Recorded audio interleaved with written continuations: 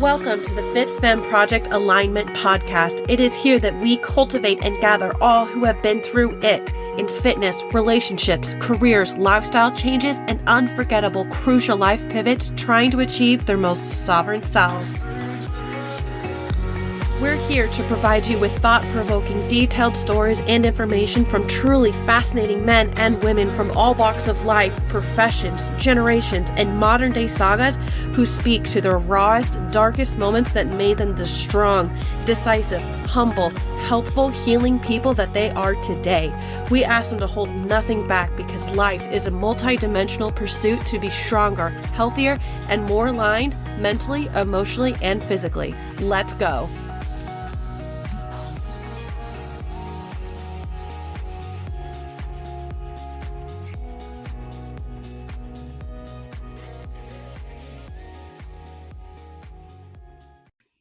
Hi, everyone. Welcome back to the Fit Femme Project Alignment Podcast, your favorite podcast. You just haven't told us yet in a review. I really need to stop saying that kind of stuff right away. I'm sitting here with Coach Lindsay. Hi. Hello. Hi. Lovely. So today we're going to be answering some coaching questions that we sleuthed off of the internet, mostly Facebook. And yeah, you like doing these, huh? I do. This is the first time we've done it where I didn't know what the questions were. Did I So, tell you them last time? yeah. Oh, I should have told you. Oh, should we Well, start it's over? new. It's a surprise. Okay. Well, it's like a pop quiz to see how good of a coach you really are. It is. Damn it. Pop quiz. I'm a good test taker. Let's go. You are? I'm awful. Yeah, I like them. I don't. Okay, well, let's start out with our dear friend Laura. We'll start with her. Hi, Laura. Hello, dear Laura. She's not on. She posted in the Facebook group, she asked, when do you recommend a deload week to your clients? What signs of fatigue do you look for? Can you explain what a deload week is? So a deload week is just a week where you're still working out in the gym, but you don't concentrate on hitting PRs. Like you might even use a lower weight or less reps or less sets. So you're just kind of giving your body a rest from overload. Okay. I mean, it's not a rest week though. It is different, and people, Damn it. Well, I know we'll like to call it like not active off the hook. rest. No, not completely off the hook. You still need to be in there moving and grooving, getting blood flow to the muscle groups, letting them know we do still want you here. We're just not going to try and kill you right now, but next week we will. I personally like my clients to take a deload at the start of every new workout block. So you'll always see the workouts I program for my clients that are doing a progressive overload style of training, whether that's splits or full body workouts, but lifting in a progressive overload fashion, that I will always run them for an odd number of weeks. So it's either going to be like 5 weeks, 7 weeks. 7 weeks is my favorite. 9 weeks, something like that, because the first week of each exercise routine, I want that to be your deload week, where you're not in there trying to crush it. Like you give your body a little bit of a rest from the last time. Plus, it just works well because you can also get used to kind of the new flow of how the exercises in the right order go. Where is the equipment? Where is the attachments, if any are needed? What if this is a superset? Can I do that? Just those kinds of things. And we can get like any like kinks ironed out in that first week. And then weeks 2 through 7 is go.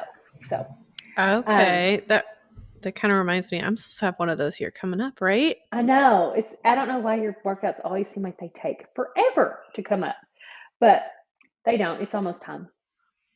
Well, didn't you say you're going to update it today? Yeah, well, it's updated. It's just whenever it. I don't know when it's actually ending. Oh, like when it will show up for me. Yeah, I was going to ask you that. I don't know the retirement date on the old one yet, but oh, so signs to me, and each coach is going to have a different experience or different experience. Well, maybe, but different like opinion on this, maybe.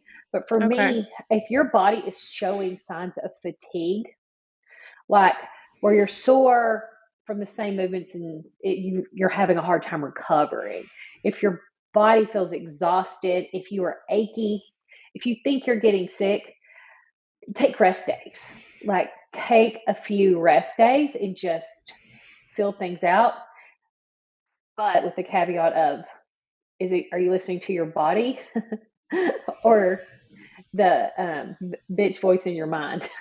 Like, because those are different. If we, didn't go to the gym or took a deload or a rest day, every time we were like, I could also not go to the gym today, would be fabulous, right? Yeah, For a vast majority, myself included, we wouldn't get enough gym days in. Oh yeah, we kind of talked about that the other day when I did my normal, regular lower body routine, but for some reason, my body was like, "You're gonna be so fucking sore for the next 4 days. You I've need done that a before. cane to walk around." I'm like, "What?" So I skipped a workout that week because it was like I need help sitting down. Like, right, I've done that. My body's done that before, and like I didn't hit a PR. yeah, I didn't add an extra set or extra reps. Your body is just like, that's cool, but I am not going to recover at all, ever. This is your new legs. And so that's a good indication, that we may need a couple rest days here and there. But I say a deload week, every 7 to 9 weeks, something like that. Yeah. And okay. this is including, of course, I should say that this is also including normal, probably at least 2 rest days that you have on your normal docket. Okay. Hope that answers your question, Laura. Hope so, Laura. Text me if it doesn't. Yeah. Okay, next. This is also Facebook. I've been waking at 6:45, 7 o'clock to start working out at 7:45. I usually throw on some clothes and drive to the gym with a bottle of water. I do not feel hungry. On the odd occasion, I do have a banana on hand. Should I be eating breakfast before or after your workout? It's not going to make or break your results. I say if you're getting up and that's the first thing you're doing is going to the gym and working out, not a big deal to not eat if it feels good to you. Now, if you're feeling nauseous or getting lightheaded or something, banana, some peanut butter, or some kind of, carbs and fat, right? So carbs are going to give you that little bit of energy, make our blood sugar come up to a good place. The fats are going to slow down the digestion, so you've got some gas in the tank. But I know plenty of people that work out very first thing, like way earlier than that, and they don't eat, and it's what they are used to and what works well. I think what's more important to focus on is your post-workout meal. That to me is more important for the majority of the time. When I'm dieting and my calories are lower, I need to pay attention more to a pre-workout meal than I do when I'm just well fed and cruising. Do you think it's a matter of like the timing after your workout that you should be eating? Because usually, there's some studies that point to that there's benefit to getting a good amount of protein, and why, if you're going to use a supplement like a protein shake or something, it's beneficial. But I mean, I've read different studies, and some of them are like within 30 minutes for peak, blah, blah, blah. And then it's like, hey, I get it within 2 hours. And then for me personally, it's so much more about how much protein you're getting in throughout the day. Like it doesn't matter if you drink a 50-gram protein shake right after your workout if your total for the day is 80. Right. The overall you know what I'm saying? The overall picture, but it's eating before you work out is going to be a person by person basis. And I would not force feed myself if I wasn't hungry, and I wouldn't starve myself if I was, if that makes sense. Yeah, that's obviously a good answer. Because like that's what I do. All I want is that quick protein shake that's 110 calories, I think. And that's enough to, put some fuel in the tank. And then I'm done. By the time I'm done, I'm starving, because my digestion just isn't awake, if that makes sense. Right. And that's fine. Undoubtedly, well, not undoubtedly, but a lot of the time when people want to start eating later in the day, like they don't wake up, outside of bed, I'm like, I'm hungry. Most people tend to stop eating earlier in the day. So if someone is Yeah. eating later in the day, they're not hungry right when they wake up. They still got they still got some fuel. Yeah. So like you're not hungry right when you wake up. Do you eat later in the day? Yeah. Usually my first actual meal is like 9:30, 10 o'clock. What's the time of your last meal of the day? Like anything that I'm putting down my throat. Yeah. uh, No. Never mind. No. no, I'm just kidding. No, seriously. Next Because, like, question.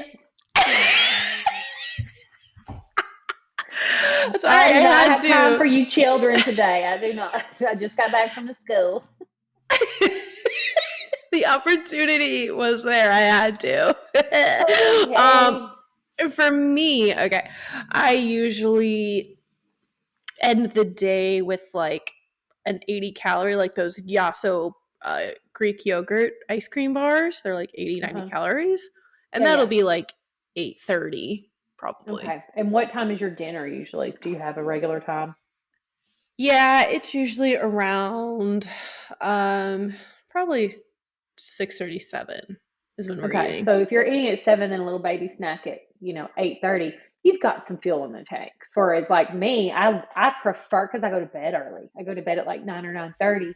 So I like to be done eating by 6 or 6:30, just to like, So early. right? But when I come out of bed, Yeah, I you're do my starving. cardio first, and I am hungry while I'm doing my cardio. I have to do it before my mind really understands what's happening. Like I have to sleepwalk to my treadmill to do my incline walking. But I'm hungry. Like, I could eat straight away. So that's a commonality I see in people that don't like to eat right when they wake up. They eat later. And people Okay. that are hungrier when they wake up are earlier dinner eaters or enders. Like they have this point, they rarely eat past 6:30 or 7. Okay. This next question actually is kind of along these same lines. This one was on Instagram. She's a night shift nurse. So you can probably see where this is headed. This may be my client. Yeah, I have one. Eating schedule and meal prep for night shifts shows she's torn if I should eat at night or fast to not throw off her metabolism. However, if I don't eat at night, I will end up only eating 2 meals a day that do not meet my nutritional goals. Does that make sense? It absolutely makes sense. And it Okay. is, night shift workers in general, especially, nurses, hairstylists, it's hard sometimes to stop what you're doing and eat. Plus, with our night shift nurses, it gets confusing. Like, am I supposed to be eating at 3 a.m.? It feels off. But Yeah. again, this goes into your nutrition plan has to work for you. Don't fast when you have a big job to do and it's the only hours you're going to be able to get this food in. Like, don't try to play by the rules of never eat past 8 p.m. or 7 p.m. or whatever people are Yeah. saying. Try to eat. A good rule of thumb is to try to eat about every 3 hours that you are awake. About every 3 hours. So if you're, working a long shift, spread that out over about 6 meals. If you don't really enjoy that or you need to eat less because it's just time and opportunity, 4 to 5 meals. But then you look about every 3 to 4 hours that you are awake. It doesn't matter. Like, I think maybe people think eating late makes them gain weight. Well, I can see a couple reasons. One, if you eat later in the day, you're going to have more food still in your stomach the next morning. So on the scale, you will probably weigh a little bit more if I stopped eating at 6 versus 9. Just Right. literally food in the gut. It's not But fat. also, it's not fat. It's the actual food it hasn't digested all the way through yet. It's Right. fine. But another thing is kind of like when people argue about productive hours, like, what does it matter if I sleep until 10, I stay up till 1 a.m.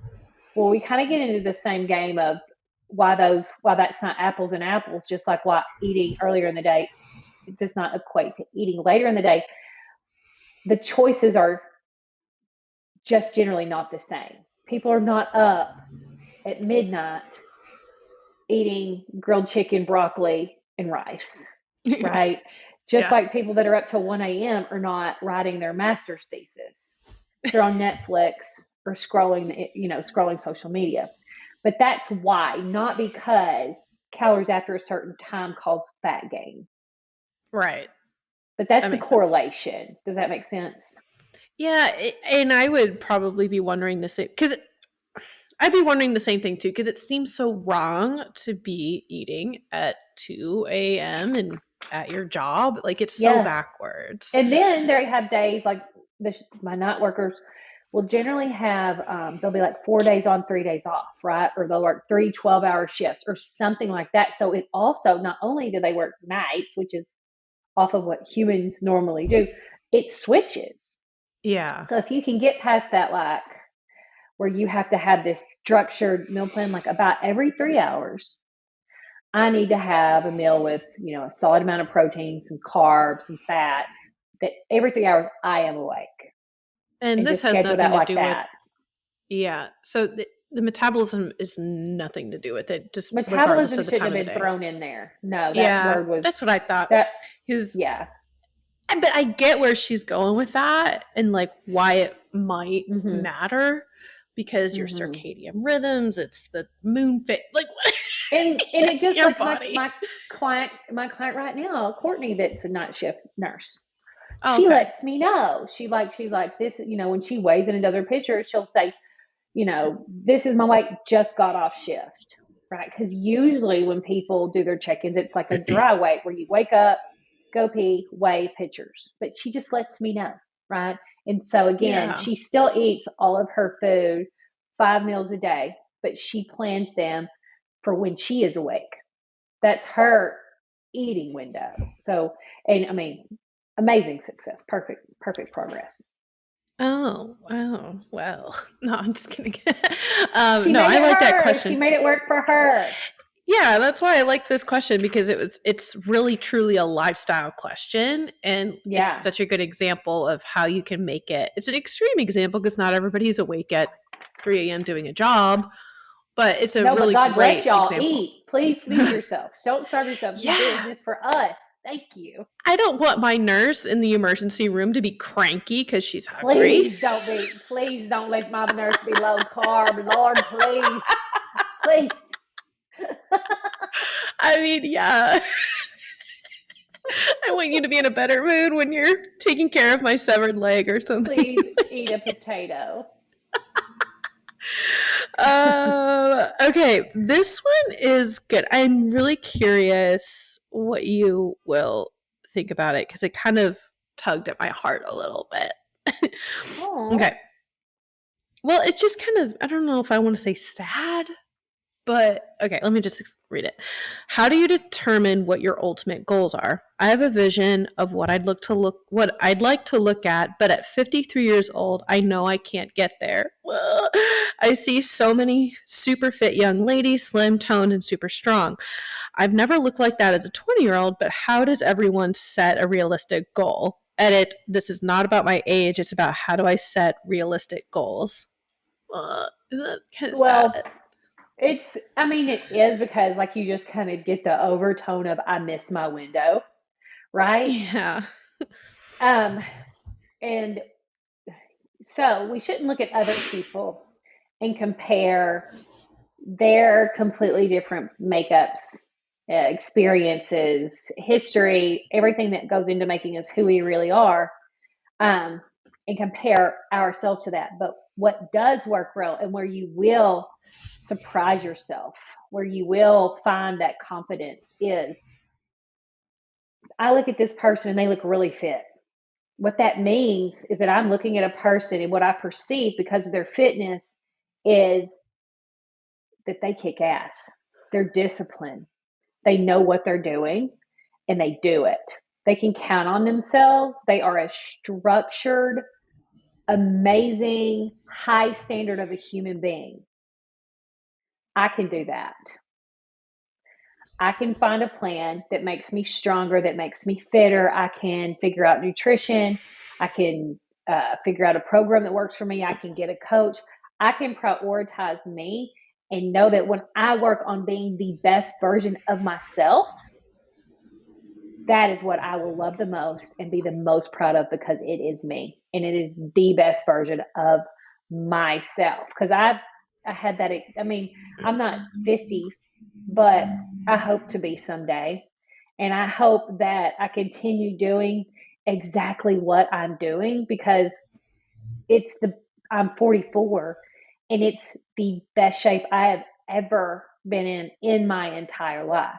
And that includes my 20s or 30s too.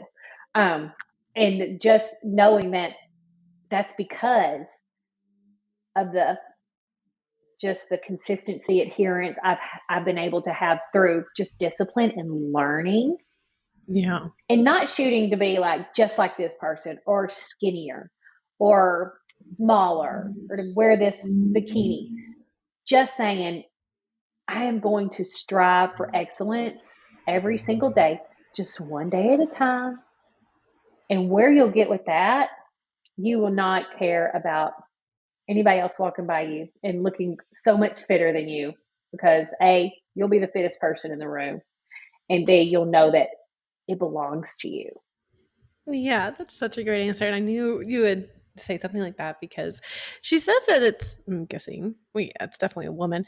That she's saying that it's not about my age, but it just, the undertone really says that it's about her age, right? Because it's Correct. like, Yeah. I'm 53. Like, I know I can't have my dream body. So, like, what do I do now? Like, it's that I've already given up type of mindset. Like That's why, like, you miss the window, right? Like you feel like yeah. you missed the window. And I guess I'm maybe some kind of like delusional for sure, but it works for me because I Yeah. didn't think that other people would say that to me. Like, you're 40, blah blah. And I'd be like, huh?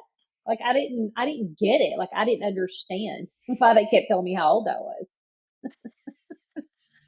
Like you needed to be reminded, you shouldn't be doing this at 44. Like, what are you doing? Yeah, exactly. It was, just rock some people's socks off. And I was like, feels fine. Everything's Yeah. going pretty good.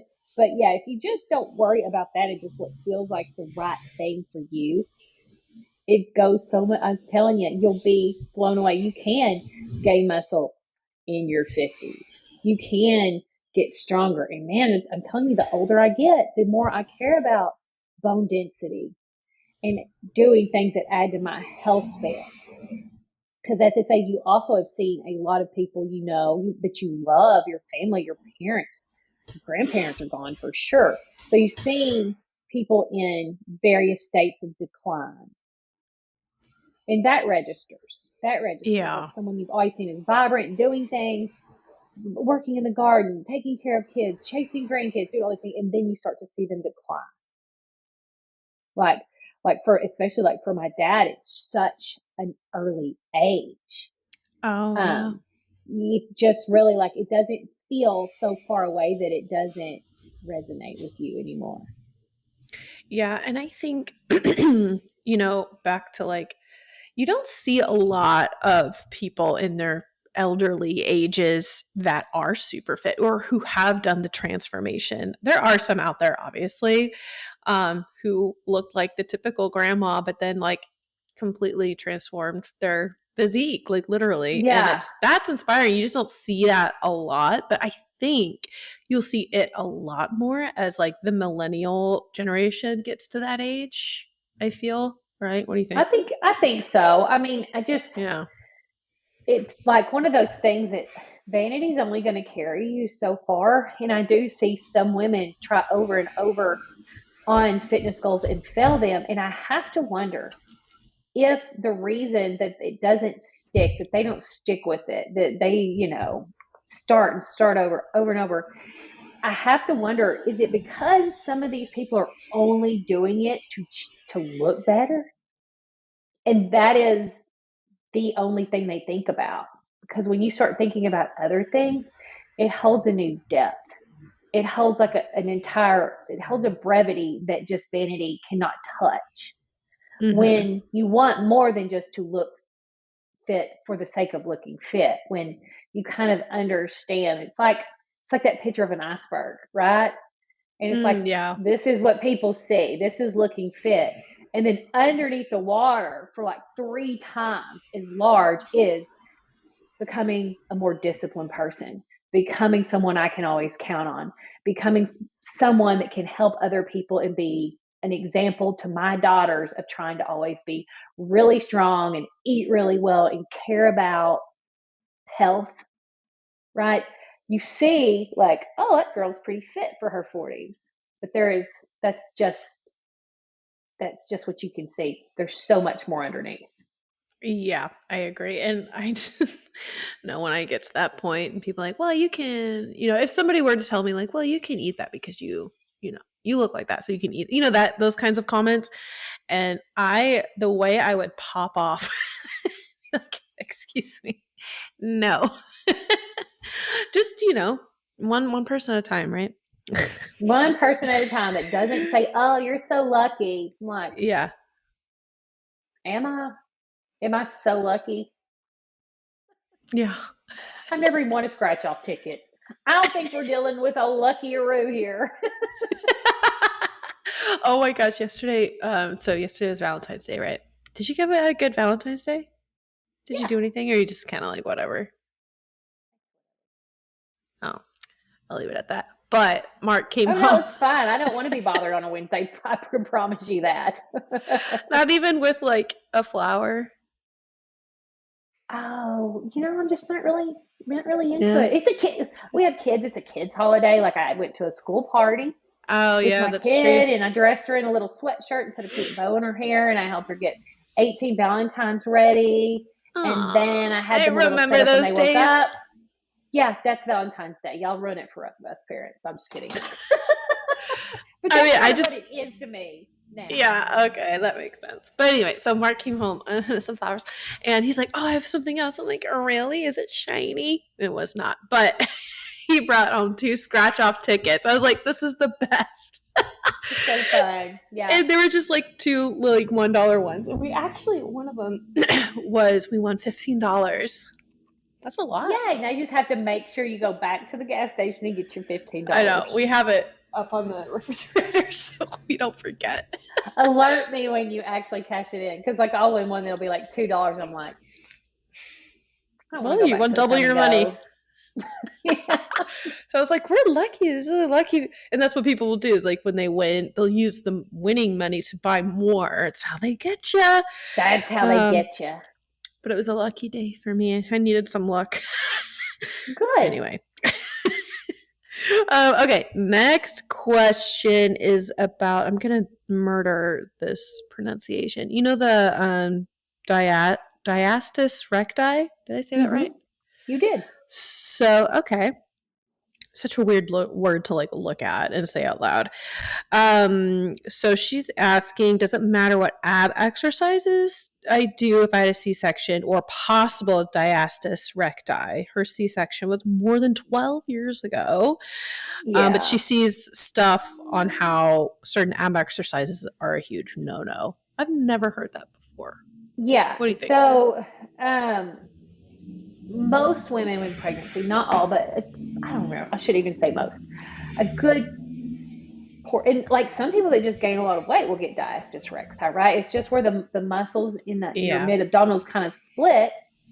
But they should go back together. If it's been 12 years and they haven't gone back together, I would go see somebody about it. Completely avoid direct abdominal work until you get a little bit more information on the severity. Some people need surgery. Some people develop hernias in that area, and you've got to usually, do something besides wait to get that fixed. If the diastasis recti is serious, I would wear a good, like, I don't want to say waist trainer, because it's not to make your waist weirdly small. It is literally to give you something to brace against when you're doing lifts. But yeah, that's something that a lot of times should get better. So if it's not, you might want to look into, do I need to like seek something a little bit more than just trying to work on the abs? Because if that muscle is separated, making those muscles that are separated bigger or stronger are not going to do the trick. Does that make sense? Yeah, because you have to. So when you're talking about like surgery, like you to put the muscle like connect to them again. Is that what you mean?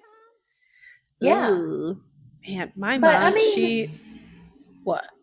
well, I was just going to say, there's, even like the people that do like pelvic floor therapy, like physical therapists, they deal with that a lot too. And usually that will be on insurance, Oh, okay, that makes sense. at least My a mother, portion. yeah, right. It should. So as everyone knows, my mom had four children, Mine three too. pregnancies. One of them was very large pregnancy. I can't remember how many she pushed out, but she's definitely had some C sections. But I remember in high school the day she did her very first sit up after all those years. Lord. Yeah, because she had a big scar that was just kept getting cut into over and over and over. So Yeah. there was so much scar tissue buildup. And from my professional experience from when I was a massage therapist, they actually taught you a lot about scar care. Oh, cool. Yeah, because the scar tissue that develops from a scar is one of the most densest things that form in your body. Like, and it pulls on the stuff around. So that's why it took her so long, because she didn't take care of her Yeah. scar. And as soon as that thing starts to heal, you're taking care of it. You're putting a little like vibration on it just to keep it as, because the scar tissue is going to be there regardless, but you can make it Yeah. more pliable as it Okay. heals. And you can do that after 12 years. That's a long time, but it'll take a lot of work, but you can do it. It'll just be extremely stubborn. That's just I like trying would, to rub out. yeah. Yeah. So if I you would just have a take it scar easy. anywhere, yeah, take it easy. Do like little fascia work. But it'll be like rubbing out rubber, trying to Well, stretch out for the rubber. scar, yeah, but when she's talking about just Yeah. that muscle that's just The muscle. separated, Yeah. I would, definitely do some transverse abdominals, like low pressure abdominal exercises, even stomach vacuums and things like that, where you practice more bracing, but don't do direct, like don't do crunches. Don't do, hang off a bar and pull your knees up. Don't do any of that stuff. And like really talk to somebody, a PT, someone that deals specifically in those issues, like post pregnancy Yeah. related things, and wear something that supports your abdominal muscles. Okay. That's a good question. I was kind of curious about that one. Okay. Let's see. Next one. You're gonna love this. I don't know why I'm laughing. Okay. Well, I just cause probably because I know what you're gonna say. Okay, I really need to cut 30 pounds. I've tried everything and I can't seem to lose more than 5 pounds. I'm 5'6", 160, 43 years old. I typically eat lean and low carb and clean. Any tips and tricks? I just no tips or recommendations for jump starting weight loss. um, when Yeah. someone is nothing is taking it off, it's because they're not doing anything that they can stick with.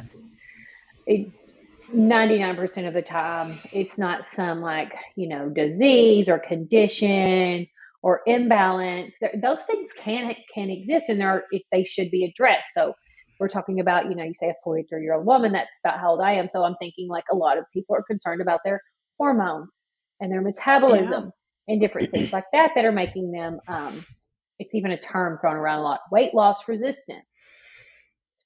And you should know these things. It is worth looking at, especially if you suspect that hormones may be a cause, or you're not feeling like yourself or anything like that. Get it checked out. Get your hormones. Just ask your OB or your primary to get your hormones checked and cross it off the list, because it's like until people check on that, they're convinced it's their thyroid. They're convinced it's estradiol, progesterone, like all different kinds of things. There's plenty of like natural supplements that you can use and start to try. If the tests come back and you are low or in the lower range than you would like to be, like maybe you're in the normal range but you're on the low end, right? There's some things you can start to do that will help you um, balance things out better, help support your thyroid, all those things. But here's what people miss is, for me personally, when it's like a horror, it turns into like it's like oh, this is hormone, like my testosterone's really, really low. What that really, can definitely prevent you from putting on the same amount of muscle as someone that had like great levels of testosterone would have. But honestly, it's an energy thing. And when people don't feel good, they have low energy. They always feel tired. They always feel exhausted. When someone is exhausted just living their lives, when they think about adding on cardiovascular exercise and adding in, weightlifting or classes or whatever, just makes them want to cry because they are already at the end of their rope. And so a lot of times what those supplements and things do is they make you able. They give you the physical and mental energy where you're able to, okay, let's do this.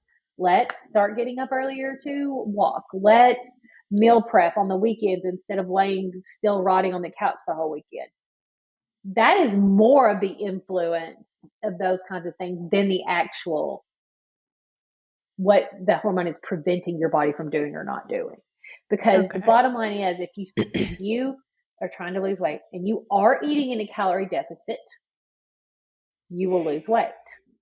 So if that is not what's happening, you are very likely not in a calorie deficit. You're very likely not tracking or not accurately tracking your intake and adjusting it as needed to get the results that you want. Amen. Gotta dial it in, as someone I know would say. Yeah, why not? Right? We're already doing the work. Might as well do it well. I forgot to say that was the last question. So awkward. I'm just kidding. It was the last question though, but I liked those. I was thinking we'd just keep it kind of short and sweet for everybody today. So, any final thoughts, Lindsay? Any other questions that you've gotten from clients recently? I get questions all the time from clients, but yeah, I didn't see any that they wanted answered on the podcast, and I can't think of any off the top of my head that have been coming up a lot. Good. Well, if you're listening and you got one, send it in. Send it in. I'll answer it. They're obviously anonymous, except for yours, Laura. I outed you. I don't care. She don't care. No. All right. Well, thank you, Lindsay, for answering our questions. Again, if you have any, please send us a message anywhere.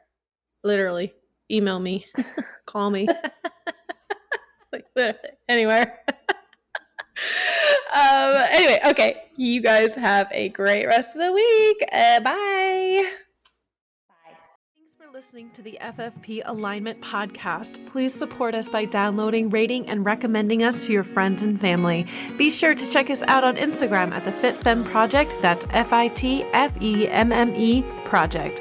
And for those of you looking to find their essential balance of lifestyle and fitness, book a free consult by going to thefitfemmeproject.com. That's FITFEMME Project.com and click Apply Now. Until next time, this is the FitFemme Project Alignment Podcast.